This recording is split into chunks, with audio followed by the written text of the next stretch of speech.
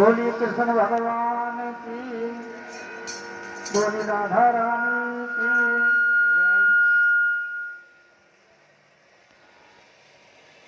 चलो जोर लगा के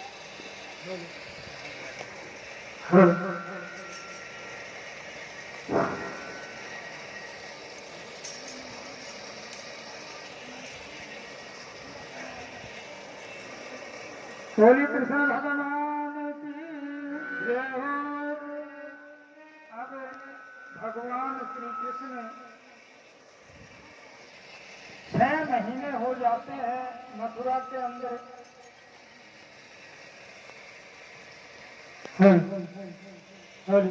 उद्धव जी जो था वो भगवान का मित्र था।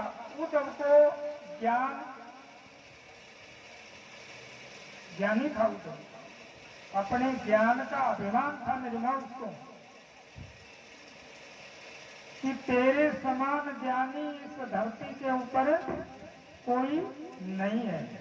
उस अभिमान को तोड़ने के लिए भगवान श्री कृष्ण ने उद्धव जी को कहा कि मेरे वियोग में मेरी माँ यशोदा, गोपियां जितने भी गवाले तड़प रहे हैं, जो गोपियां तड़प रही हैं, उनको अपना ज्ञान दे करके आए, समझा करके आए, ताकि वो इतना वियोग मुझसे न करें। अब वियोग भी किस बात का था? गोपियों को भी अभिमान था कि भगवान तो हमारे बगैर नहीं रह सकते, इसलिए उनका भी अभिमान तोड़ना पड़ा। और उद्धव जी का जो अभिमान था उसको हरने के लिए भगवान ने उद्धव जी को अपना रथ दिया। बताते कि अपना जो दुपट्टा था, अंग वस्त्र, वो भी दिया कि आपको गोपियां पहचान ले। उद्धव का और भगवान श्री कृष्ण का जो रूप था वो मिलता जुलता था। अब उद्धव जी रथ के अंदर बैठ करके ब्रज के अंदर आते हैं। वृंदावन के वृक्ष को मरम न जाने को, डाल डाले और पात पात में श्री राधे राधे हो। वृक्षों की जो स्थिति थी वो बिल्कुल नतमस्तक हो चुकी थी, वृक्ष झुक चुके। उन वृक्षों की ऐसी हालात थी कि वो विरह के अंदर, भगवान के विरह में, उसकी सुंदरता भी बड़ी अजीब थी। मेरे मां भगवान श्री कृष्ण जब वृंदावन में थे तो उसकी शोभा बड़ी अजीब थी। वृंदावन शोभन नहीं, नंदगांव सोगा, वृंदावन शोभन नहीं, नंदगांव सोगा, बंसी बट शोभत नहीं, नहीं कृष्ण जय सोना। भगवान श्री कृष्ण से बड़ा कोई नाम नहीं है। वही एक सच्चा प्रेम है कि पोथी पढ़ी जग मुआ पंडित भयान कोई। अथा समुद्र ही संसार के अंदर हमारे इतने ग्रंथ हैं कि चाणक्य जी जो थे हमारे, जिनकी जो गुरुकुल थी, उसके अंदर बताते हैं कि अंग्रेजों ने हमारे ग्रंथों को जलाया तो 6 महीने, वैसे तो लोग ये भी कहते हैं कि 11 महीने तक हमारे ग्रंथ जलने में नहीं आए थे। तो लगाओ कि हमारे पास से ग्रंथों का कितना बड़ा खजाना था। अब तो कुछ बचे हुए हैं, तो कुछ से भी हमने कोई कुछ प्राप्त नहीं किया। इसलिए आज से प्रभु से जिसको सच्चा प्रेम है तो वो भगवान श्री कृष्ण के नाम से, जैसे अपने नजदीक में एक हरियार गांव है राजपूतों का, वहाँ 1000 दरखत लग चुके हैं मेरे नाम। मैं आपको बता देता हूँ कितने दरखत लगा चुके, वहाँ 1000 दरखत लग चुके हैं। इसलिए आप भी अपने मन से, मैं ये नहीं कहूंगा जबर नहीं, जबरदस्ती तो कोई काम होता ही नहीं है। अगर हमारा पेट भरा हुआ और हम जबरदस्ती ये कहें कि आप खाओ तो नहीं खाएंगे। इसलिए जिसकी इच्छा हो तो मन से आप ये संकल्प करे कि मैं 1 दरखत तो जरूर लगाऊं। भगवान श्री कृष्ण को वृक्ष बहुत प्रिय है, गऊ भी प्रिय है, बंदर भी प्रिय है। इसलिए अपने जीवन को सफल बनाने के लिए अपने हाथ उठा करके आत्मा से संकल्प कर लेना जिसको वृक्ष लगाना है मन से। मैं ये नहीं कहूंगा कि आपको लगाना ही है, जिसकी इच्छा हो तो भगवान को कह देना कि मैं 1 वृक्ष लगाऊंगा। जिसके परिवार में जितने सदस्य हो, किसी परिवार में 5 है, किसी में 10 है, वो भले ही 10 है तो वो 10 लगाए, अगर 10 ना लगाए तो वो 1 वृक्ष तो जरूर लगाए। इस भूमि जो है ये हमारी माँ है, इस माँ का श्रृंगार वृक्ष, माँ का श्रृंगार वृक्ष है। जिस प्रकार से हमारी माताएं जो श्रृंगार करती हैं, उसी प्रकार से इस धरती माँ के श्रृंगार के लिए 1 वृक्ष का संकल्प मन से अवश्य लें। मैं किसी को ये नहीं कहूंगा कि आप मुझे दान दें, मैं दान मांगने के लिए यहाँ नहीं आया। मेरी माँ सिर्फ मेरा एक ही उद्देश्य है कि आप सोए हैं तो जाग जाएं और जाग करके मन से अपनी हिंदू संस्कृति को जगाने के लिए गौ माँ की सेवा करना और अपनी इच्छा से, अपने मन से ये संकल्प कर लेना कि मैं 1 वृक्ष लगाऊं। और लगाना नहीं है, लगाने से कोई फायदा नहीं है। लगा करके तो हम कहीं भी लगा के आ जाएंगे। लगा करके अपने पुत्र की तरह उस वृक्ष की पालना करें। लगाना वो है कि हम उस वृक्ष की पालना करें। तो एक मन से हमें ये संकल्प लेना है कि 1 वृक्ष किसी के नाम से भी लगाएं, खुद के नाम से लगाओ, अपने पति के नाम से लगाओ, अपने बेटे के नाम से लगाओ, बेटे की बहू के नाम से लगाओ, पोते के नाम से लगाओ, पोती के नाम से लगाओ, नाती के नाम से लगाओ, वृक्ष लगाओ। मेरा कहने का तात्पर्य ये है कि 1 वृक्ष तो भगवान के नाम से जरूर लगाएं। उदाहरण है ये जो आपके नजदीक में हथियार गांव है, वहाँ बहुत से मेरे शिष्य हैं, उन्होंने मिलकर के लगभग मेरा अनुमान है कि 1000 वृक्ष उन्होंने लगा दिए। और मेरा ये संकल्प है कि मैं भी अपने जीवन में 10,000 वृक्ष लगाऊं। लगाने का मतलब ये है कि मैं जो ये आपको प्रेरणा दे रहा हूँ, आप जो वृक्ष लगाएंगे तो मैं ये समझूंगा कि वो वृक्ष मैंने लगाया, तो मेरा जो संकल्प है वो पूरा होगा। सहारा मुझे आपका होगा। मैं तो आप में भगवान देखता हूँ, आप भगवान कहाँ देखते हैं वो तो आप ही समझे। मेरी माँ के अंदर भगवान है, इसलिए मैं बार बार कहता हूँ कि मैं तो आप ही के अंदर भगवान को देख रहा हूँ। आप भगवान को कहाँ देखे? 1 वृक्ष लगा करके उस वृक्ष के अंदर ही उस भगवान के दर्शन करें। अब उद्धव जी बड़े ज्ञानी थे,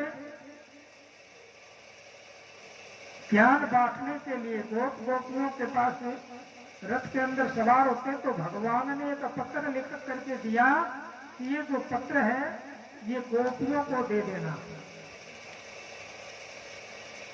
जो गोपियां हैं जो गिरे के अंदर हैं उनको ये मेरे हाथ से लिखा हुआ जो पत्र है वो दे देना।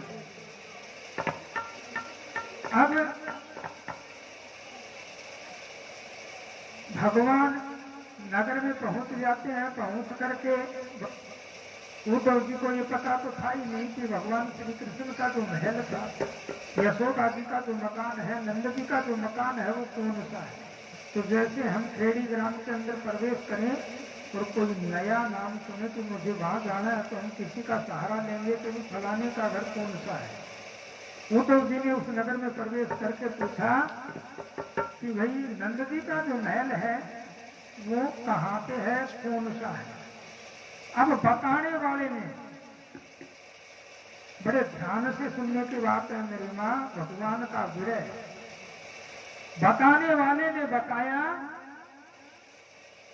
कि एक जलती धार जो थी वो बहती हुई आ रही थी। उसने कहा कि ये जो जलती धार जो है इसको आप पकड़ के सीधे चलते जाओ, यशोदा के महल में जा रहे। अब उद्धव जी ने कहा कि क्या यशोदा के महल से कोई नदी आ रही है? कोई नदी तो थी नहीं वहां, लेकिन बताने वाले ने बताया कि जिस दिन भगवान श्री कृष्ण जी मथुरा गए थे तभी से गोप गोपियां गायें वृक्ष लता पता उसके वियोग में इतनी रो रही है, इतनी रो रही है कि ये जो अश्रुपात है वो बह रहा। अश्रुपात मतलब आंखों से जो जल था वो बह करके नदी के रूप में आ गया। अब उद्धव जी उसी अश्रुपात की नदी के सहारे से माँ यशोदा के पास जाते हैं और माँ यशोदा को प्रणाम करते हैं। माँ ने अपनी नजर ऊपर को उठाई और देखा कि शायद मेरे भगवान, मेरे कन्हैया आ गए हैं। लेकिन उद्धव जी को देखते ही जैसे तिनके का सहारा, डूबते को तिनके का सहारा।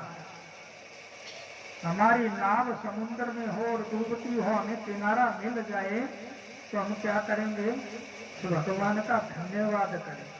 उसी प्रकार से उद्धव जी को देखा कि मेरा कन्हैया आ गया और फिर वो कन्हैया नहीं था तो वो माता टूट गई।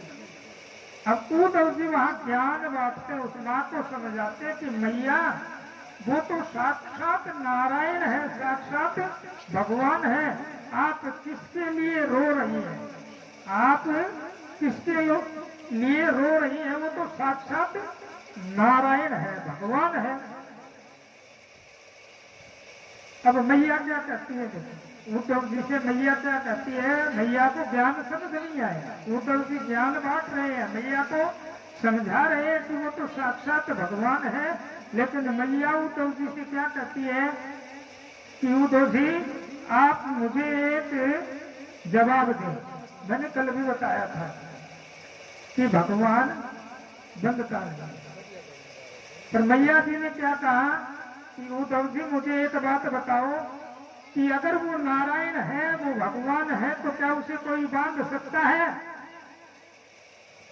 मैं मान लूंगी कि वो भगवान है। अगर वो भगवान है तो क्या भगवान को कोई बांध सकता है? उद्धव जी ने कहा कि नहीं भैया, बांध तो नहीं सकते हम भगवान को। फिर मैंने तो उस कन्हैया को, देखो ये उखल जो है, माँ यशोदा कह रही है कि देखो ये जो उखल है उद्धव जी, मैंने इस रस्सी से और इस उखल से उस कन्हैया को बांध दिया था। और आप कहते हो कि भगवान है, तो भगवान तो बंधता नहीं, लेकिन मैंने भगवान को, आपके भगवान को इस उखल से बांध दिया था, इस रस्सी से। वो रस्सी दिखाई, उखल दिखाया।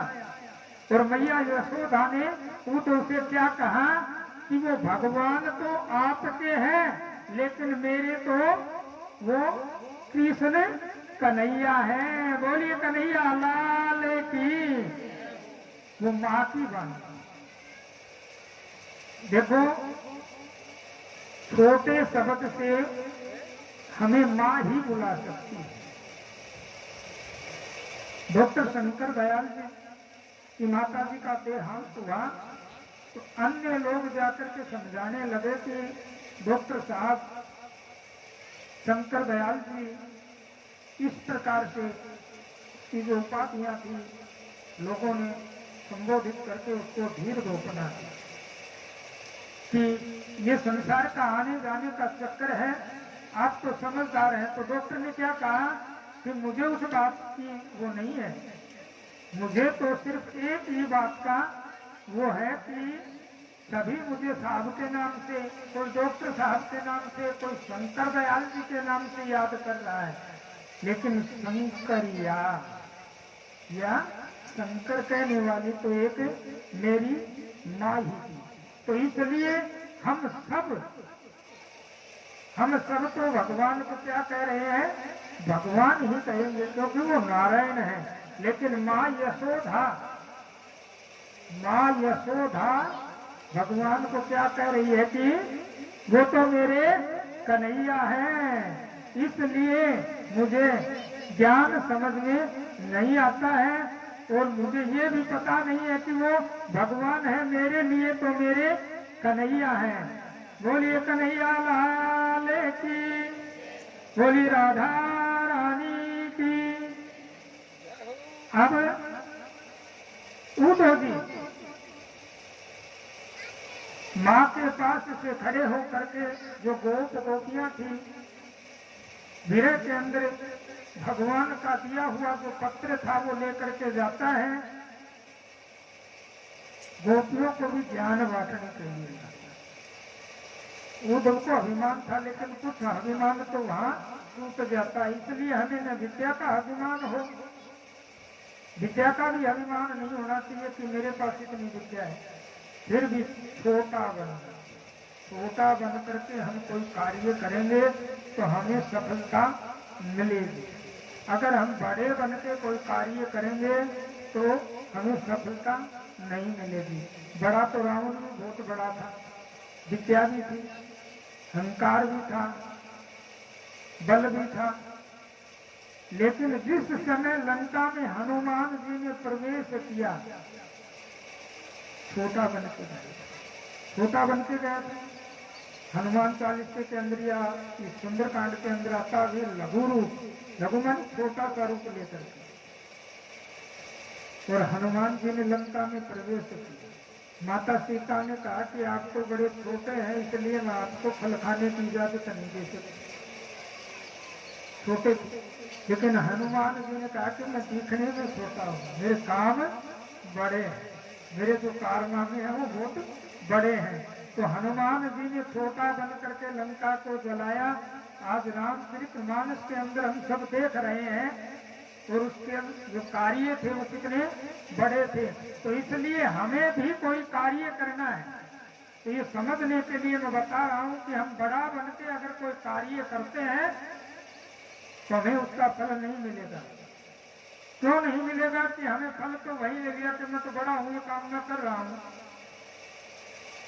और भगवान ने कहा कि मैं जिसके अंदर आके मैं तो वही हो खत्म हो गया, का फल जो था वही खत्म हो गया। अगर हम किसी का भला करते हैं तो हम नहीं करते हैं, मन से ये सोचना चाहिए कि हमने किसी का भला नहीं किया, हम तो उसके माध्यम है। 1800 सेना तो महाभारत के युद्ध में समाप्त होनी थी, उसका माध्यम अर्जुन था। भगवान को इस धरती से संहार तो करना ही था, लेकिन हर जगह भगवान ने अपना अपना माध्यम रखा है। माध्यम से ही भगवान कार्य करता, अपने ऊपर कुछ नहीं लेता। मेरी माँ, घर से जब जीव राशियां जाती हैं तो हम क्या करते हैं, क्योंकि कल तो इसको थोड़ा बुखार हुआ था, आज तो ये ठीक था, लेकिन भगवान ने थोड़ा बुखार दिया, वो माध्यम अपने ऊपर नहीं लिया। इसलिए हम किसी का भला करते हैं तो छोटा बन के करें, बिल्कुल हम झुक करके वो कार्य करेंगे तो हम बड़े हैं, बड़े बन के हम वो कार्य करेंगे तो हम बड़े नहीं हैं।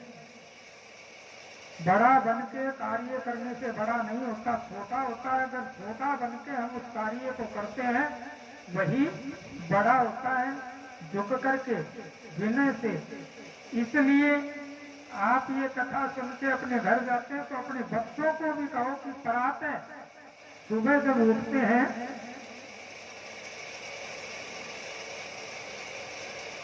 छोटे जो बच्चे हैं उनको हम शिक्षा दें कि बड़ों के चरण स्पर्श करें, नमन करें, झुकें, झुकने से छोटा नहीं। अगर उस घर के अंदर हमारे से कोई बड़ा है तो हमें भी झुकना चाहिए। अगर हम छोटे से राम राम कर ले तो क्या होगा? राम राम करने से हम छोटे नहीं होंगे।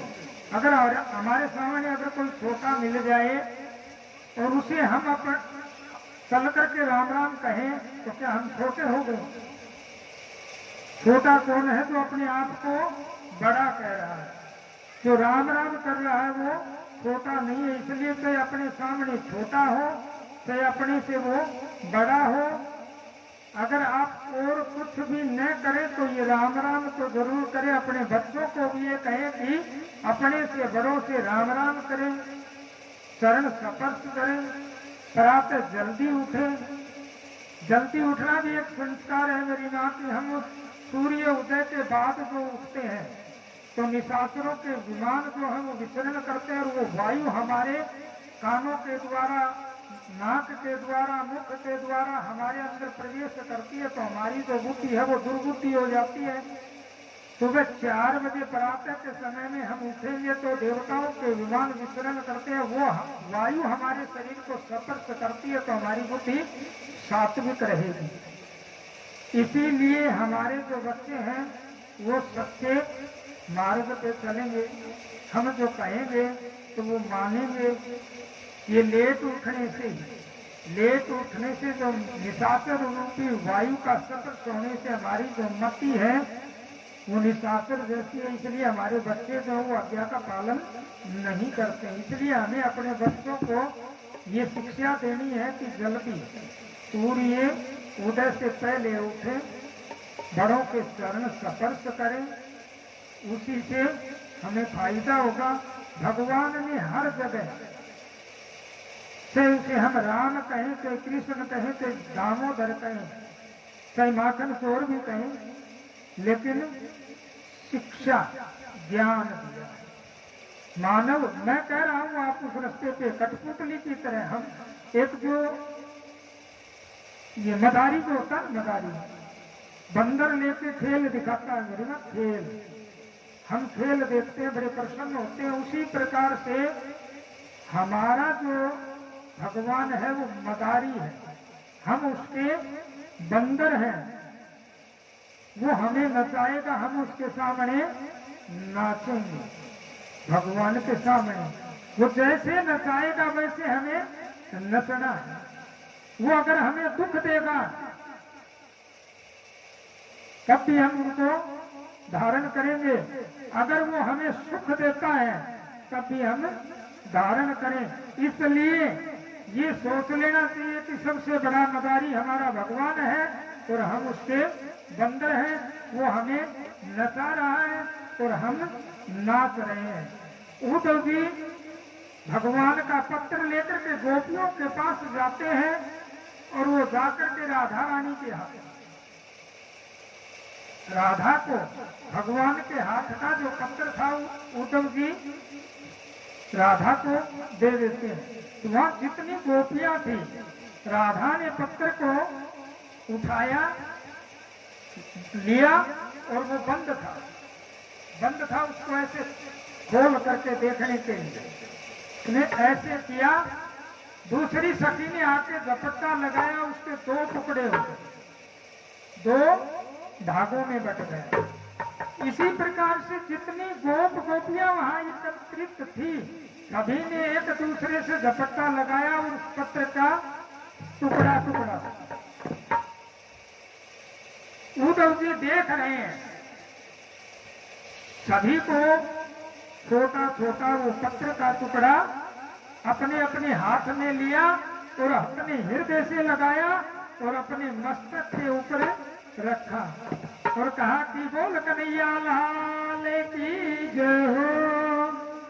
अब वो कन्हैया के हाथ का, उस प्रभु के हाथ का पत्र का टुकड़ा लेकर के सभी ने सत्कार किया। मेरी माँ उद्धव जी कह रहे हैं कि कम से कम इस पत्र को खोल करके आप पट तो लेते, इसके तो आपने टुकड़े कर दिए। तो सभी सखियां कहती हैं कि भगवान ने जो लिखा है, भगवान ने जो लिखा है वो हम जानती हैं। उद्धव जी ने कहा कि आप किस लिए जानती हैं? हमें पता है, हमारा मन जो है वो मथुरा में है, इसलिए हम जानती हैं। जितनी भी जो सखियां थी, गोपियां थी, उनका मन कहाँ था? मथुरा में था। इसलिए वो भगवान के हाथ से लिखा हुआ जो पत्र था उनको पढ़ने की आवश्यकता नहीं थी, वो उनका प्रेम था। उस प्रेम के कारण उनको पता था कि पत्र पढ़ने की कोई आवश्यकता नहीं थी। अब उद्धव जी समझाता उन सखियों को, उनको कोई बात समझ नहीं आती, वो नहीं समझती, वो समझती नहीं है, उद्धव के ज्ञान को वो नहीं जानती है। उद्धव ज्ञान देता है तो वो कहती है कि हे उद्धव, आप हमें ज्ञान जो दे रही है तो हमें तो ज्ञान की तो पहचान ही नहीं है, क्योंकि हम ज्ञानी नहीं है, हम तो प्रेमी है। प्रेमी तो प्रेम की भाषा ही समझ सकता है, ज्ञान की भाषा हमें समझ में नहीं आती। उद्धव को तो वही छोड़ दिया। सभी गोपियां एक तरित होकर के, इकट्ठी होकर के एक गोल दायरे के अंदर एक दूसरे को, अपने आप को वो समझा रही है। उद्धव को छोड़ करके वो अपने आप को ही समझा रही है। देखो उद्धव का ज्ञान वहां, प्रेम के सामने उद्धव का ज्ञान फीका पड़ गया, और वो अपने आप से दोनों एक दूसरे को, जैसे हम समाज के अंदर समझाते हैं, कोई घटना हो जाती है, किसी प्रकार की किसी चोट लग जाए, हम जाके कहते हैं कोई बात नहीं भाई, होनी को कौन टाल सकता है, हम यही तो कहेंगे कि होनी को कौन टाल सकता है। उसी प्रकार से एक दूसरे को अपने आप में ही वो गोपियां भगवान के प्रेम के बारे में समझा रही है। एक गोपी कह रही है कि आज रात जब मैं सोई, आज रात जब मैं सोई तो सपन में भगवान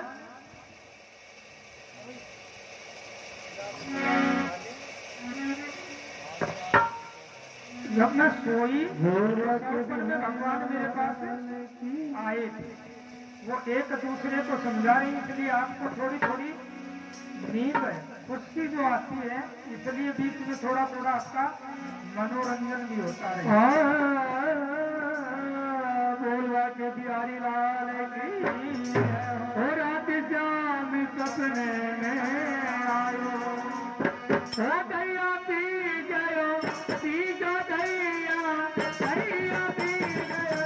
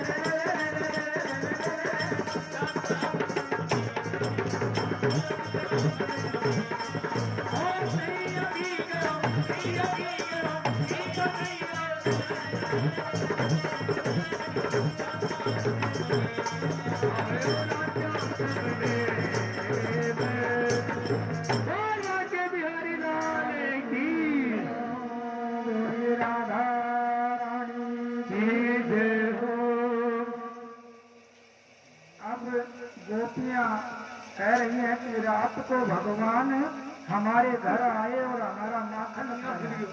दूसरी सखी कह रही है कि कन्हैया आपके घर कैसे गए हो, हमारे घर आए हो रात? रात तो आपके घर नहीं गया, हमारे घर आया।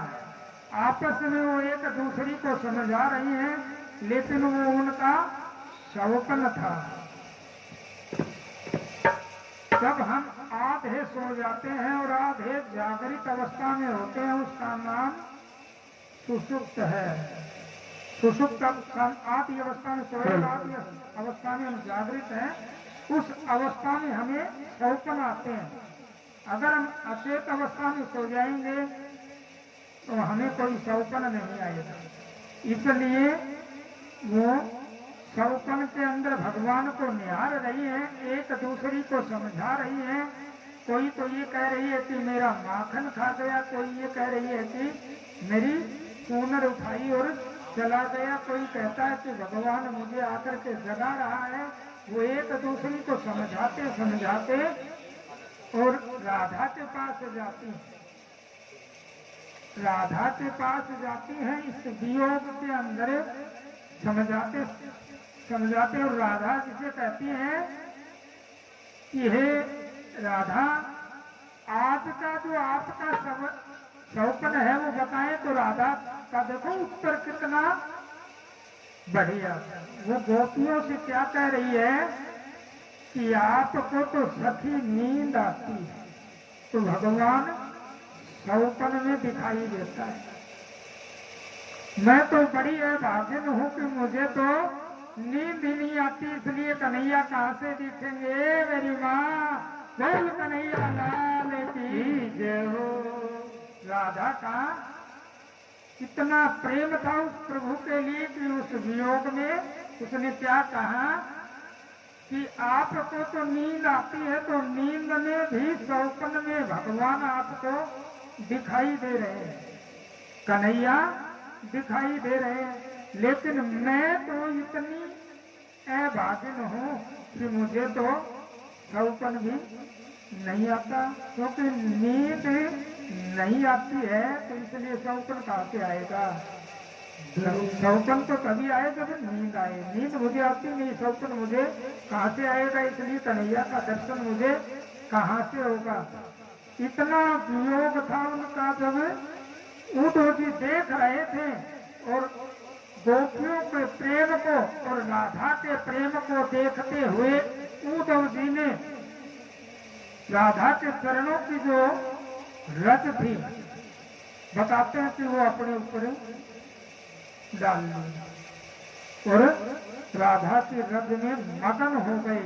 ज्ञान को उद्धव जी भूल गए और उद्धव जी भी प्रेमी हो गए उस प्रभु के। उसका अभिमान टूट गया कि तेरे ज्ञान के सामने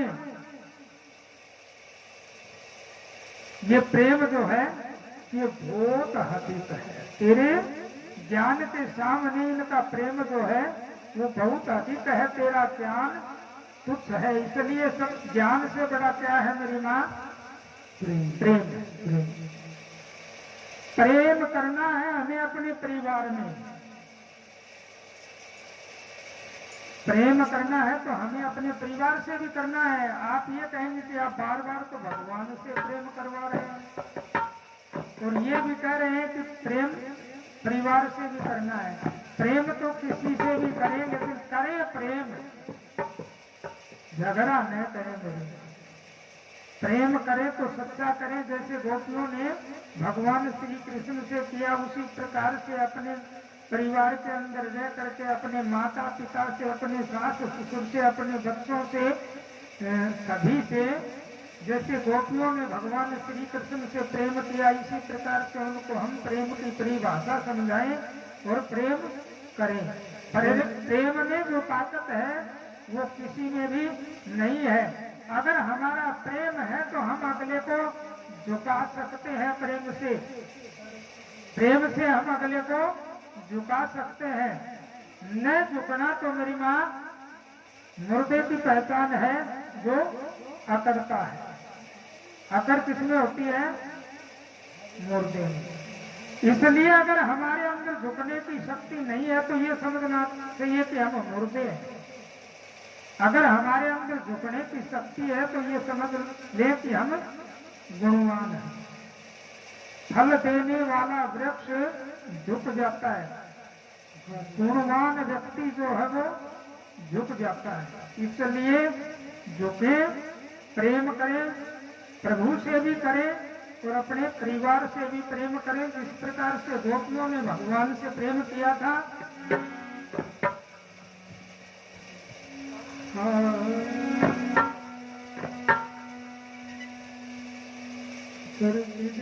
तो तुम्हारा क्या बिगड़ जाएगा।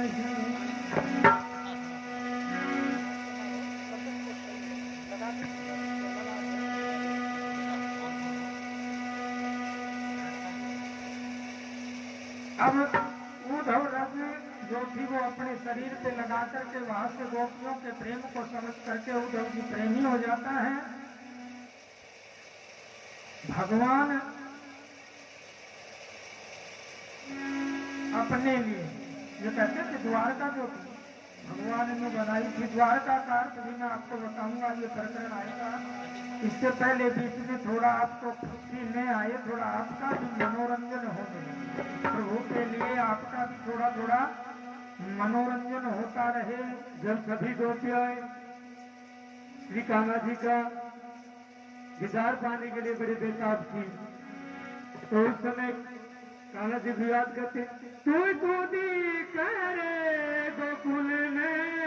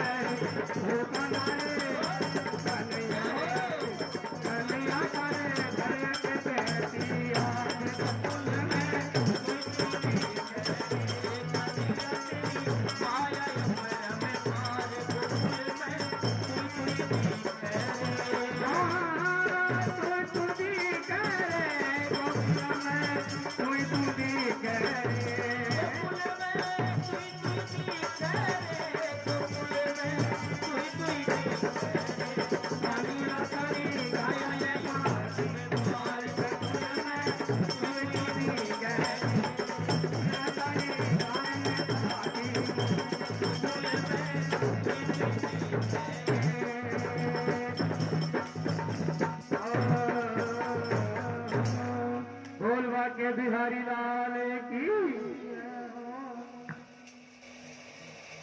अब कंस को जो मारा था तो कंस की जो रानियां थी वो अपने पिता के पास चली जाती हैं, जरासंध के पास। जरासंध कौन था? कंस का ससुर था। जरासंध जिस समय पैदा हुआ था तो दो भाग से पैदा हुआ था, दो हिस्से थे जरासंध। तो जरासंध की जो माँ थी उसने झाड़ियों के अंदर डलवा दिया था।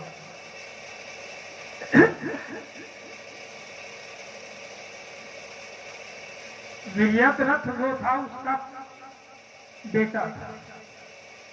जरा नाम की जो राक्षसी थी, संध नाम था उसका, उससे पहले झाड़ियों में जब डलवाया उसका नाम संध था। दो भाग थे। जरा नाम की जो राक्षसनी थी उसने उसको उठाया और दोनों भाग जोड़ करके राक्षसों के पास जो माया थी उसके द्वारा दोनों भाग जोड़ दिए। उससे उसका नाम जरासंध हुआ। जरासंध को पता चला कि कंस मार दिया है तो जरासंध ने 23 अक्षौणी सेना लेकर के मथुरा के ऊपर आक्रमण किया। भगवान कृष्ण बड़े नटखट थे, छुप जाते थे। लोग तो ये कहते हैं कि भगवान भाग जाते थे, वो भागते नहीं थे। इसमें भी राज था मेरी माँ कि वो इस धरा को शत्रुओं से हीन करने के लिए आए थे कि निशाचर हीन हो, इस धरती के ऊपर राक्षस न हो। अगर वो जरासंध को पहले ही युद्ध में मार देता तो बहुत राक्षस बच जाते। इसलिए भगवान छुप जाते हैं। बलराम लड़ता है और बार बार जो निशाचर हैं 17 बार बताते हैं कि 17 बार जरासंध ने भगवान पे चढ़ाई की और भगवान लुकता रहा। अब भगवान का उद्देश्य था कि मैं निशाचरों से इस धरती को हीन कर दूं, इससे कोई निशाचर न रहे। इसलिए भगवान बार बार छुप जाते थे। काल यमन जो था, काल यमन जो था, जैसे जरासंध चढ़ाई करते रहे भगवान छुपते रहे, उसी प्रकार से जो है कि काल यमन जो था वो भी भगवान के हाथों नहीं मरा था। आपको मैं बता देता हूँ उसका उद्धार किस प्रकार से हुआ। यहाँ आकर के भगवान छुपे हैं। जरासंध के युद्ध में भी भगवान छुपते रहे हैं। काल यमन जो था वो कंस का ही पिता था। काल यमन जो था वो कंस का पिता था। मैंने बताया था कि जो उग्रसेन ने यज्ञ किया पुत्र प्राप्ति के लिए, तो काल यमन उठा करके ले गया था उग्रसेन की पत्नी को, और उसी समय जो गर्भ हुआ उसी से ये कंस निशाचर पैदा हुआ। निशाचर से निशाचर पैदा होते हैं, इसलिए वो पता चला कि कंस मर गया तो काल यमन ने भी भगवान के ऊपर अपनी सेना लेकर के चढ़ाई की, और भगवान काल यमन को देख करके भाग जाते हैं, रण को छोड़ करके भाग जाते हैं। इसलिए भगवान का एक नाम है रण छोड़। बोली रण छोड़ भगवान की, जिसने रण को छोड़ दिया, इसलिए हमने उसका नाम रखा रण छोड़। लोग कहते हैं कि भाग जाता है भगवान, भगवान कभी भागते नहीं है। भगवान तो ये देखते हैं कि अगर हम इसको पहले ही, अपने शत्रु को अगर पहले ही खत्म कर देंगे तो इसके पीछे, जैसे हमने क्रोध को खत्म करना है तो उसके पीछे और भी तो शत्रु हैं इस शरीर के। क्रोध तो सबसे बड़ा शत्रु है। क्रोध को मारने के लिए पहले जो अन्य शत्रु हैं, एक को मारे तो हम 5, एक मारने से 5 मर जाए। इसलिए शरीर के अंदर जो काम क्रोध मद लोभ मोह है, अहंकार है, इनमें से एक शत्रु को आप मारो तो 5 शत्रु अपने आप मर गए। उसी प्रकार से भगवान ने देखा कि इसको अभी नहीं मारे तो इसके पीछे जो सेना है पहले उस सेना को मारे, इसलिए रण छोड़ भगवान ने का नाम पड़ा था, इसीलिए उसने रण छोड़ा। अब भगवान आगे हैं और राक्षस उसके पीछे दौड़ रहा है। काल यमन पीछे पीछे चलते चलते भगवान एक गुफा के अंदर प्रवेश किया। अब उसकी मृत्यु, काल यमन की जो मृत्यु थी वो किसके हाथ में? भगवान मार सकता था, ये पावर तो भगवान में भी थी। लेकिन एक समय इंद्र की सभा के अंदर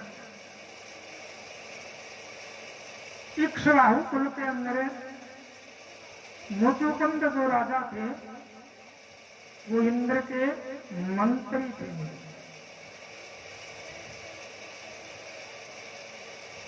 काफी समय से वो सोए नहीं थे। इंद्र ने उनको छुटकारा दिया कि आप जाकर के पहाड़ की तंद्रा के अंदर विश्राम करें, आप तब तक आराम करोगे, आपको अगर कोई जगाएगा तो वो भस्म हो जाएगा। इसलिए भगवान श्री कृष्ण उस गुफा के अंदर अंधेरे में एक साइड में जाके छुप गए। लोग तो ये कहते हैं कि रण को छोड़ गए, इसलिए उसका नाम रण छोड़ था। रण छोड़, रण नहीं छोड़ा था भगवान, तो भक्तों को और निशाचरों को, भक्तों को उबारने के लिए और निशाचरों से ही धरती को उबारने के लिए ही तो जन्म लिया।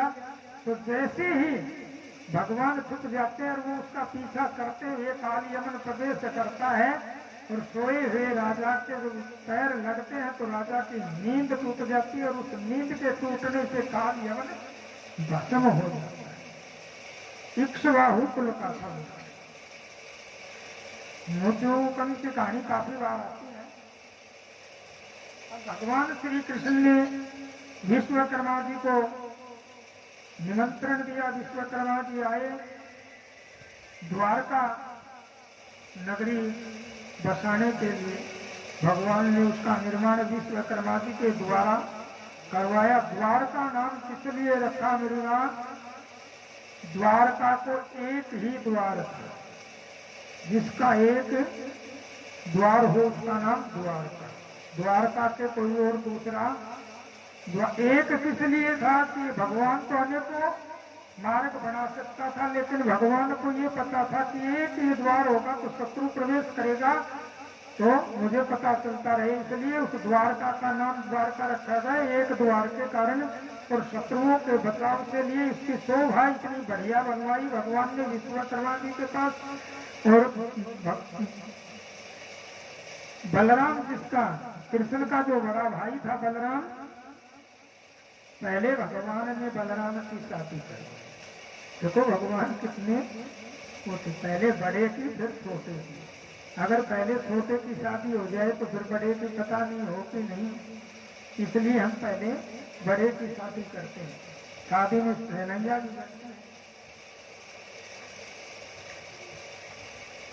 नाचते भी हैं, लेकिन पहले जो नाच था उस नाच में और आज के नाच में, पहले तो हम भगवान को रिझाने के लिए भगवान शिव भी नाचते हैं, ब्रह्मा नाचते, विष्णु नाचते, इंद्र नाचते। नाच तो भगवान ने सभी को नचाया है, तो भगवान ने अपनी नटखट लीलाओं को दिखाया है। नाचने में दोष नहीं है, मैं ये नहीं कहता। नाचना कहाँ चाहिए, जहाँ भगवान का सत्संग हो वहां हम नाचें। अब घर में शादी हो, शादी हो लड़के की, सहनाइयां बज रही हैं, तो सहनाई वाले से जाकर के हम कहें कि आप तुम लगाएं कौन सी, आज मेरे यार की शादी है, आज मेरे यार की शादी है।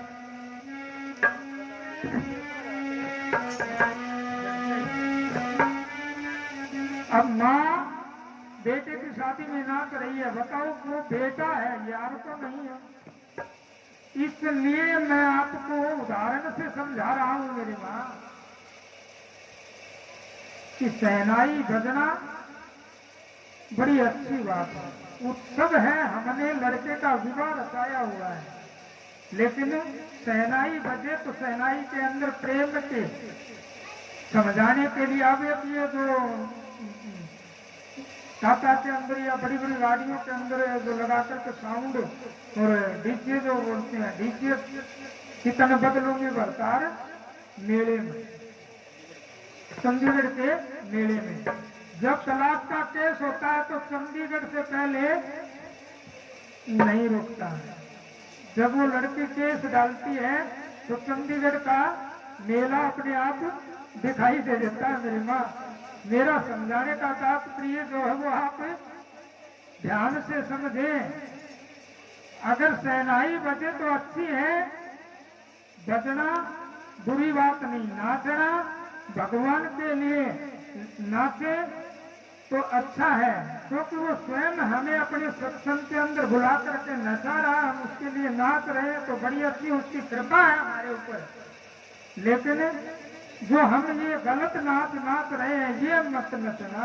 मैं तो ये समझा रहा हूँ आपको, जो समाज देख रहा है और हम नाच रहे हैं, समाज भी देख रहा है और लोग भी देख रहे हैं कोर्ट में, तो वो नाच हमें नहीं नाचना। नाचना है तो किसके लिए, भगवान के लिए नाचो। मैं नाचने के लिए आपको ये नहीं कहूंगा कि मत नाचो, नाचो भगवान के सत्संग में नाचो, भगवान के लिए नाचो, भगवान के लिए ही रोना चाहिए, भगवान के लिए ही हंसना चाहिए, भगवान के लिए खाना चाहिए, भगवान के लिए सोना चाहिए। हर शब्द में मेरे लिए आपको समझाने के लिए यही उदाहरण होंगे, इसलिए मैं आपको उदाहरण सहित समझा देता हूँ ताकि आपको समझ में जल्दी आए।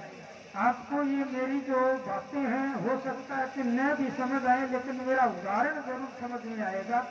जब हम ये कथा संपन्न करके जाएंगे मेरी माँ आपसे आशीर्वाद लेकर के, उस समय पीछे से आप ये जरूर सोचोगे कि हमें नचना कहाँ है, भगवान के सत्संग में। महाराज ने कहा था कि हम किसी की शादी में नाचें तब भी हमें प्रेम से ही नचना चाहिए। सहनाई हो तो नचना चाहिए, लेकिन वो नटरस वो नाच है, वो चंडीगढ़ गाने वाला नाच हमें नहीं नाचना है। इसलिए ये बात आपको याद रखनी कि चंडीगढ़ वाला नाच हम नहीं नाचेंगे। तो भगवान ने बलराम जी का विवाह आंध्र प्रदेश के जो राजा थे उनकी लड़की देव, उसी के साथ बलराम का विवाह किया। और भगवान ने फिर अपना, देखो द्वारका बसाई, और द्वारका बसा करके भगवान ने अपना विवाह करने के लिए तो रुक्मणी विवाह का प्रकरण आएगा। महिमा मैं आपको बता देता हूँ। भगवान श्री कृष्ण रुक्मणी को किस प्रकार से शादी करते हैं कि जो रुक्मणी का पिता था, रुक्मणी के जो अन्य भ्राता थे, वो सब भगवान श्री कृष्ण को चाहते थे। जैसे हमारा कोई प्रेमी हो, हमें चाहता हो हमारा प्रेमी हो, हमसे शत्रुता रखे वो भी हमारा प्रेमी है। हम ये नहीं कहेंगे कि वो हमारा शत्रु है। जो हमसे शत्रुता रखता है वो भी हमारा प्रेमी है। उससे भी हमें ज्ञान मिलता है कि निंदक निडर राखीर मित्र दूर। मित्र जो होते हैं वो क्या करते हैं, हमारी जो गलती होगी उसे दबा दें, और हमारा जो निंदक है, निंदा करने वाला, वो क्या करेगा कि ये कोई गलती करे और मैं इसकी गलतियों को पर्दा हटा दूं, सबको पता चले कि इसलिए गलती की, इसलिए गलती की। इसलिए हम सतर्क हो जाएं, गलती न करें। हम जब पैर रखते तो बताते हैं कि शेर बड़ा बलशाली होता है, सभी जीवों का राजा शेर है। ये जंगल के जीवों का राजा बोलते, जैसे फलों का राजा आम है। आम किस लिए राजा है? तुम रोटी खाते हैं, हम रोटी हर दिन हम भोजन करेंगे तो हमारा पेट भरता है। हर दिन अगर हम फल खाएं तो अच्छे नहीं लगते। चलिए उत्तम अन्न है, हम अन्न ग्रहण करते हैं तो हमारा पेट भरता है, अच्छे से हमारी संतुष्टि होती है। अन्न का गिलास देखो कितनी उत्तम चीज है, हम मुख में लें और उसे निकाल करके बाहर रख दें, बाहर रख के फिर उठा के दोबारा खा लेते हैं। तो आम जो है उसकी जो गुठली है उसको हम बार बार निकालते हैं और फिर खाते हैं, तो हमें प्रिय लगती है। आम फलों का राजा है, इसलिए जंगल का राजा शेर है। बुढ़ापा आ गया शेर में, पैरों की जो शक्ति थी वो कम हो गई दौड़ने की, और उसको शिकार नहीं मिलते, शिकार नहीं मिलते तो शेर ने एक युक्ति बनाई, विचार किया कि हम शिकार करें तो कैसे करें। तो वो चलता और फूंक अपने मुंह से धरती पे पहले फूंक और फिर पैर रखता। अब एक बड़ा पीपल का वृक्ष, उसके ऊपर बानर बैठा हुआ है। बानर ने शेर को फूंक मार के आते हुए देखा और कहने लगा, माउसा जी। हाँ बोल भाई बंदर, आज तो फूंक मार मार के पैर रख रहा है। हाँ भाई, मैंने आज से ये निश्चय किया है कि मैं गंगा जी जाऊंगा और वहां जाकर के अपने जितने भी पाप हैं वो गंगा जी को अर्पण करूंगा, प्रायश्चित करूंगा। मेरे पैर से कोई जीव दब न जाए, इसलिए मैं फूंक मार मार के पैर रख रहा हूं। तो बंदर ने विचार किया कि भाई गंगा जी कोई भी तीर्थ से जाए तो हम क्या करें कि उसके चरणों को स्पर्श करें। मेरी माँ कोई तीर्थ अगर करता है तो उनके चरणों को हम स्पर्श करें तो हमें पुण्य मिलता है। तो वानर उतरा वृक्ष से और शेर के चरणों के अंदर प्रणाम करने के। शेर ने वानर की गर्दन को पकड़ लिया। अब बानर की गर्दन पकड़ते ही बांदर को बड़ी हंसी आई, हंसने लग गया, जोर जोर से हंसा, जबरन हंसने लग गया। अब शेर ने विचार किया कि मौत के मुंह में हर हंस रहा है, अब मौत के मुंह में कोई होगा तो वो डरता है। लेकिन बंदर भी बड़ा चालाक होता, वो जोर जोर से हंसता रहा, हंसता रहा, हंसता रहा। शेर ने थोड़ा सा उसको ऐसे करके ढीला छोड़ दिया, छोड़ते ही और डाली के ऊपर तुरंत छलांग लगाई और डाली के ऊपर, डाली पे बैठते बंदर रोने लग गया। अब शेर कहता है कि ये बंदर रो किस लिए रहा है? जब मौत के मुंह में था तो तू हंस रहा था, और मौत से आजाद है तो तू रो रहा है। बोला मैं इसलिए नहीं रो रहा हूँ, मैं आजाद हूँ इसलिए नहीं रोवा, तो मैं तो इसलिए रो रहा हूँ कि फूकत फूकत पग धरे दिल को बड़ो कठोर, रो सूत्री भक्ति ने डूबो कोई और। ऐसे गुरुओं की हमें जरूरत नहीं है जो कि हमें गलत की तरफ ले जाए। मेरा समझाने का तात्पर्य ये है कि अंदर से भी पवित्र हो और बाहर से भी पवित्र हो, निर्लोभी जिसको लोभ न हो। भगवान ने द्वारकापुरी का विवरण जो विश्वकर्मा जी के द्वारा रचना करवाई, और पहले भी देखो आज हमारी लड़की है, ये जो पत्र व्यवहार जो बोलते हैं, आज की भाषा में इंग्लिश का प्रयोग बहुत ज्यादा करते हैं। इंग्लिश कहाँ से चली? अंग्रेजों से चली।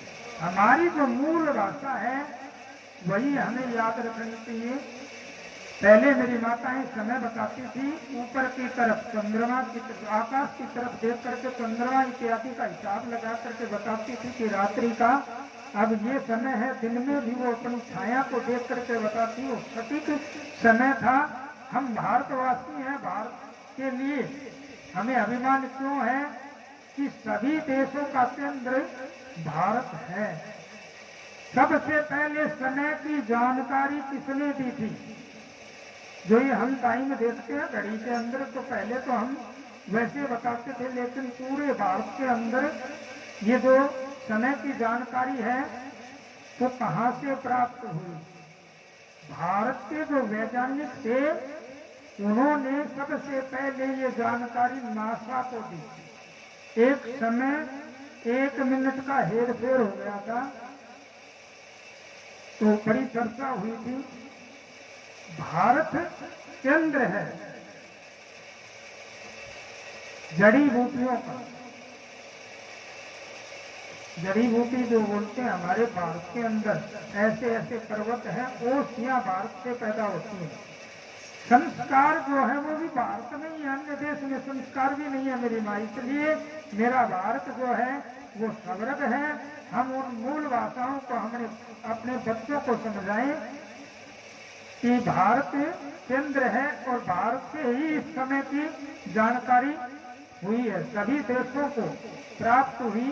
इसलिए भारत में सबसे बड़े वैज्ञानिक भी हुए हैं। तो गर्व करना चाहिए, अपने बच्चों को अच्छी शिक्षा दें, उनको समझाएं कि हमारा भारत देश क्या है। भारत के विषय में अब रुक्मिणी जी संदेशा भेजती हैं भगवान के पास पत्र।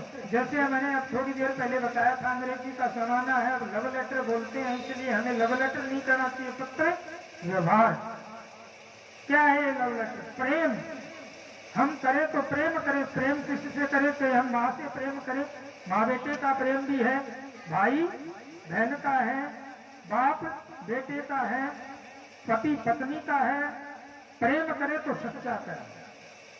इसलिए उसने प्रेम पत्र लिखा कि प्रभु मुझे मेरा जो परिवार है वो सभी आपको चाहता है, लेकिन मेरा जो भाई है बड़ा रुक्मी जिसका नाम था वो निशाचर वृत्ति का था। उसने निशाचरों जैसी ही वृत्ति थी।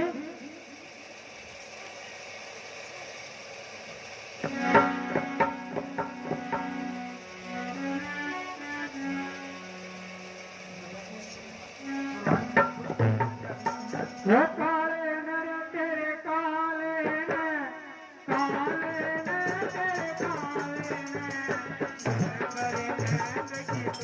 साथ लिए काले न, तो साथ लिए काले, वो काले न तेरे काले न, काले न तेरे काले, काले न तेरे काले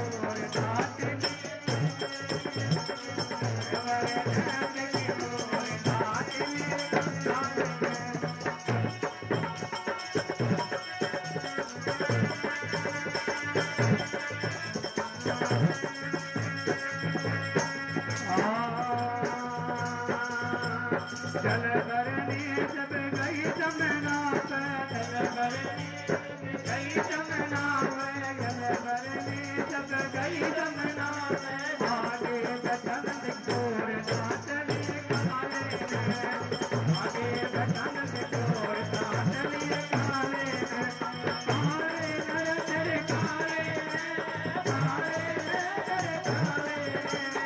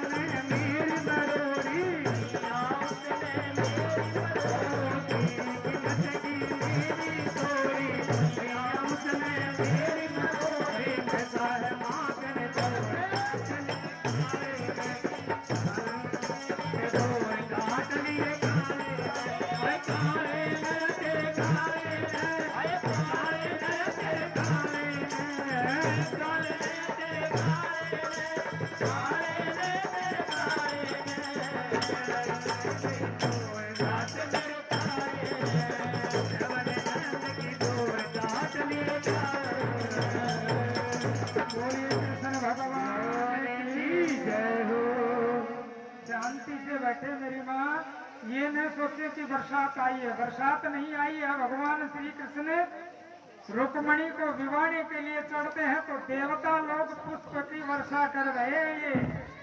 ये मत सोचना बरसात है, भगवान का विवाह है। भगवान के विवाह में देवताओं के पुष्प है। ये इंद्र के पास क्या था? वर्षा। तो ये वर्षा रूपी क्या है? पुष्प है। इसलिए आप चिंता न करें, आराम से बैठे। चेतीराज दमघोष का बेटा शिशुपाल, रुक्मी जो थे उन्होंने शिशुपाल के साथ रिश्ता तय कर दिया। शिशुपाल बारात लेकर के वहां आ जाता है। उससे पहले मैं आपको थोड़ी बात बताऊं कि शिशुपाल को 3 आंख थी। मेरी माँ पैदा हुआ था और वो अपने मामा नाना जो बोलते हैं, कहा भगवान श्री कृष्ण के ही तो वो थे, बुआ के लड़के। शिशुपाल भगवान श्री कृष्ण के बुआ के ही तो लड़के थे। तो अपने वहां आए हुए थे तो एक दिन जो तीसरा नेत्र था, ज्योतिषी ने बताया था कि इसका तीसरा नेत्र जब बंद हो जाए तो ये सोच लेना कि इसकी मृत्यु उसी के हाथ से है। तो वो भगवान श्री कृष्ण के सामने जब आए तो उसका तीसरा नेत्र जो था वो बंद हो गया। अब कृष्ण की जो बुआ थी उसने हाथ जोड़ के कहा कि मेरा एक निवेदन है कि इसके 100 कसूर माफ कर देना। ठीक है बुआ जी, मैं ये 100 कसूर करेगा तब तक मैं इसको कुछ नहीं कहूंगा। ये कथा वैसे तो कल में आएगी, विवाह की कथा है, इसलिए शिशुपाल विवाह के लिए जा रहा है। तो 100 कसूर यानी माफ किए थे। माफ करने का जो स्थान था वो मैं कल आपको बताऊंगा। मेरे यहाँ शिशुपाल बारात लेकर के 3 दिन पहले बारात रुकती थी, आज 3 घंटे बारात नहीं रुकती है। उस 3 घंटे में भी बड़ा उपद्रव होता है। पहले तो 3 दिन तक बारात रुकती थी। 3 घंटा में भी बड़ो वो। इसलिए समय के हिसाब से हम ढल रहे हैं, ढलते जाए कि 3 दिन बताते हैं। बारात रुकी, रुक्मिणी जी ने पत्र लिखा भगवान श्री कृष्ण को देने के लिए। उनका जो यजमान था उसको दिया। तेज चलने वाले घोड़े भगवान श्री कृष्ण ने पत्र पढ़ा। माता रुक्मिणी जी भगवान की पुरानी परंपराओं के हिसाब से भेज देती। भगवान लेटर को पढ़ के विचार करते कि रुक्मिणी की इच्छा, तेरी भक्त है, तेरे से शादी करने के साक्षात लक्ष्मी का रूप रुक्मिणी जी पहुंच जाती। भगवान पहुंच जाते हैं, पत्र मिलते ही भगवान पहुंच जाते हैं। तो हमारे क्षत्रिय वंश में परंपरा के हिसाब से मैं आपको बताऊं कि उनके कुल में जो देवी थी, मेरी माँ देवी, शादी से पहले मंडप में जाने से पहले भगवती की पूजा करनी पड़ती थी। रुक्मिणी अपनी सखियों के साथ सज धज करके भगवती के मंदिर में जाती है। बरसात को तेज वरुण रखो, फटाफट करे काम, ग्राम माताएं जाएंगी। रुक्मिणी जी को जल्दी से लेकर के आए और बाकी बिहारी लाल की, इंद्रदेव महाराज की जय हो। ये पुष्प समझ के मेरी माँ ये मत सोचो कि हम गिल्ले हो जाएंगे। अगर हमारे ऊपर जल पड़ भी जाएगा तो हम पिघलेंगे नहीं। पिघलना काम मिश्री का, अगर पिघलने जाए तो कैसे पिघले कि जैसे मिश्री जल के अंदर पिघलती है तो जल को मीठा कर देती है। इसलिए हम भी पिघले किसी के लिए तो वो अगला भी मीठा हो। इसलिए भगवान पुष्प बरसा रहे, पुष्प समझ के धारण करते रहे। अपनी रीति के अनुसार लक्ष्मी रूप रुक्मिणी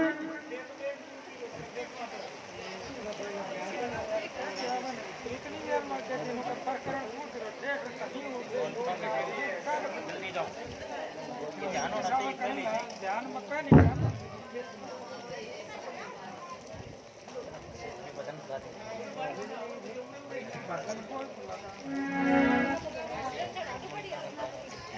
को भजन लगा मोबाइल पे लगा भजन मैं तैयार हो गया साथ साथ मनोरंजन भी हो गया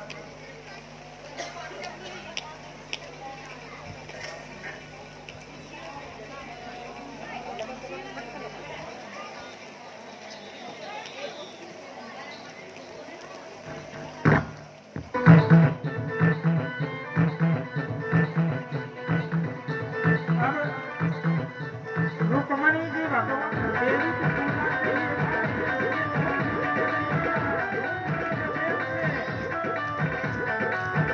लक्ष्मी रूप में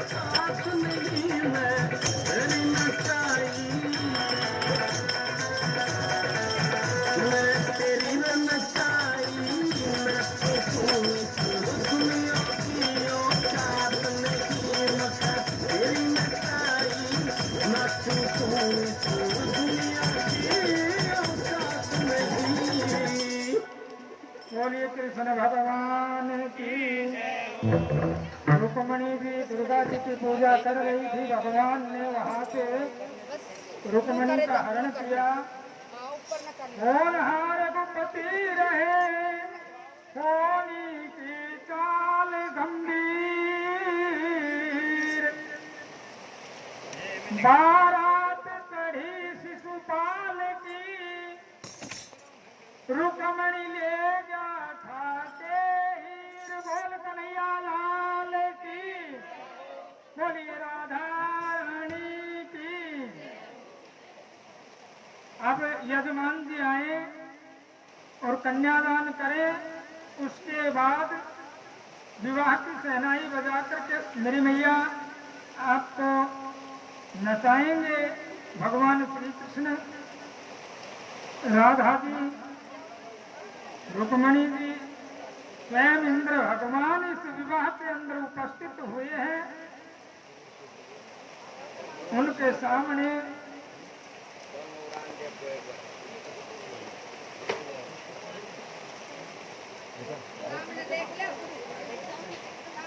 यजमान जी आए, यजमानी का आए, फिर सभी प्रेम पूर्वक मन से अपने स्थान पे कन्यादान करें।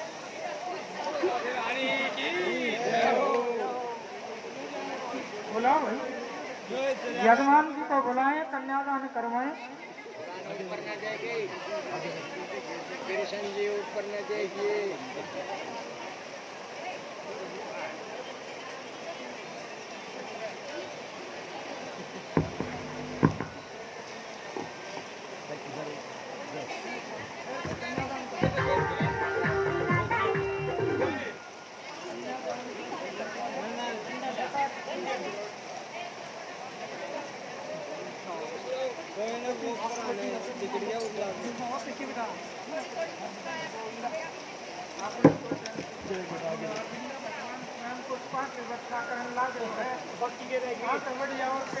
मैं तो यह कहूँ कि सच्ची आत्मा से किया गया काम सफल होता है। मेरी माँ, हमने आत्मा से ये संकल्प लिया है वृक्ष लगाने का, इसलिए भगवान हमें मौका दे रहा है।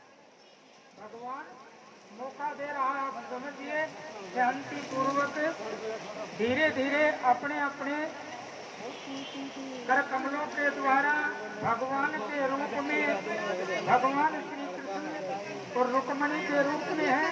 सभी आराम से प्रेम से यजमान के बाद कन्यादान करें। फिर भगवान के विवाह के नाम की शहनाई बजेगी, फिर आरती होगी। एक बार सभी प्रेम से हम विवाह के अंदर नाचेंगे और फिर आरती होगी, प्रसाद होगा। कल की कथा के बारे में मैं बता देता हूँ। वही प्रेम प्रसंग मित्रदाता भगवान कृष्ण और सुदामा और भगवान के अन्य जो विवाह है उनके विषय में बताया जाएगा। अब एक अपने प्रेम से आए मेरी माँ, धीरे धीरे आराम से आए, सभी कन्यादान करें। बोलो कृष्ण भगवान की। जैसे ही कन्यादान होता है नाचेंगे गाएंगे। कन्यादान होते ही हम आज भगवान श्री कृष्ण के विवाह में नाचेंगे, शहनाइयाँ बजेंगे, आरती होगी प्रेम से, सभी धूम धूम से।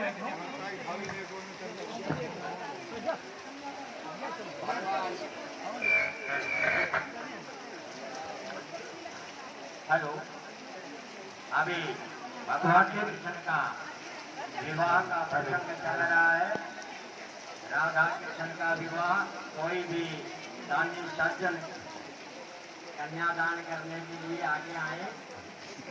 साहब रोहतान सिंह जी भी आ गए हैं कन्यादान करने के लिए। साहब जगदीश सिंह आ गए, साहब जगदीश सिंह जी। और कोई सज्जन क्षत्रियों का अभी तो बहुत ज्यादा भगवान उनकी सभी सबको इसे पूर्णे का पता है, कोई बताने की बात नहीं पड़ती उनको। बहुत सारी भागवतें होती हैं, सभी माता बहनों को पता है कैसे पूजन किया जाता है भगवान को। अब ये श्रद्धालुओं से लबालब पंडाल भगवान कृष्ण के विवाह का प्रसंग देख रहे हैं, झांकियां तैयार की गई है।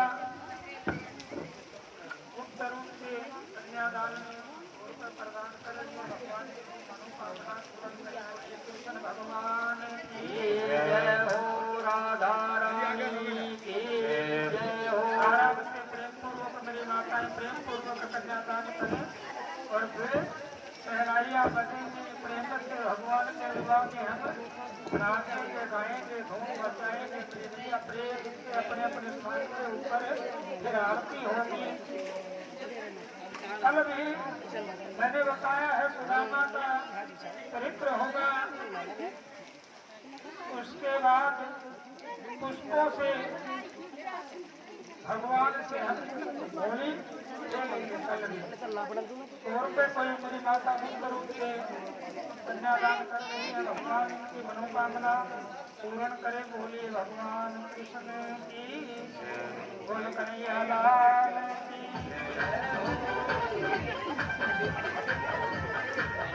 माता बहने एक करके आए और कृष्ण का लाभ प्राप्त करें। राधा कृष्ण का विवाह अब अपने अपने भाग्य बने। मेरी बात 1 रुपया 2 रुपया सभी सरकार से भगवान को अर्पित करेंगे। सभी भक्तजन बहुत ही सुंदर तरह से आपके बीच में प्रस्तुत किया गया है।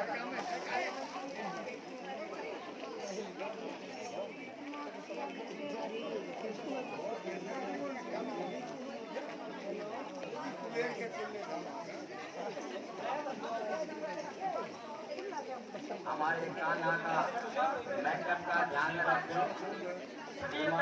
हमारे कान्हा का मेकअप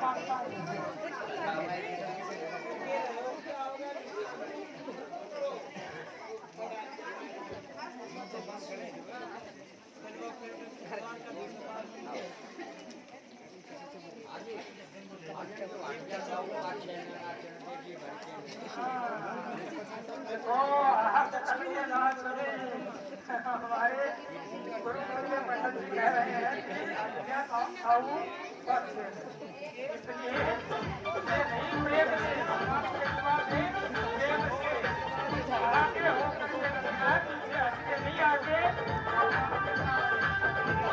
धूम धूम से मेरी माताएं प्रेम से कन्यादान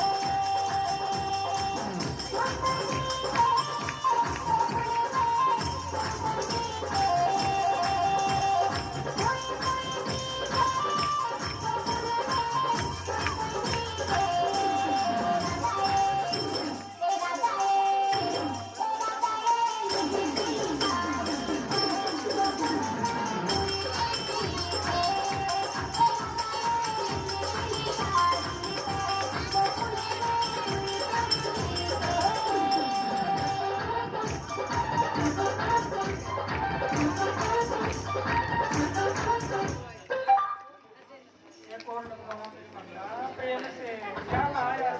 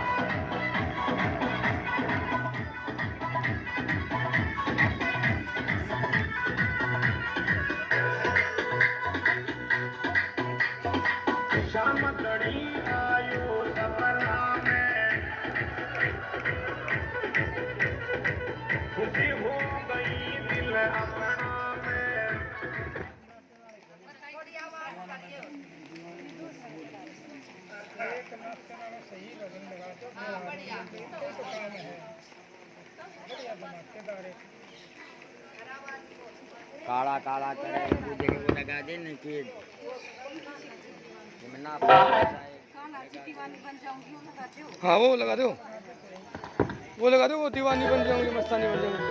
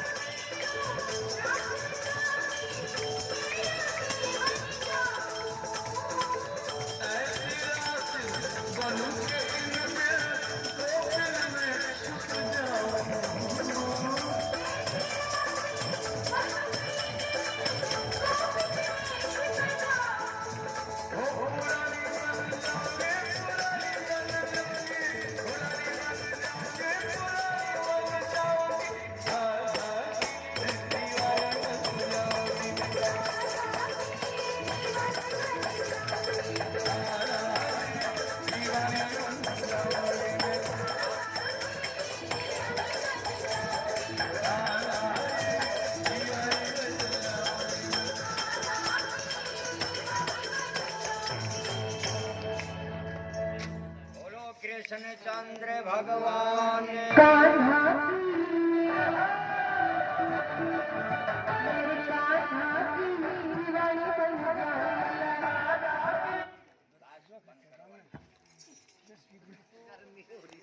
हाँ जी आरती की तैयारी करो। आरती की तैयारी है प्रेम से। ना आ जाएगी लाइट।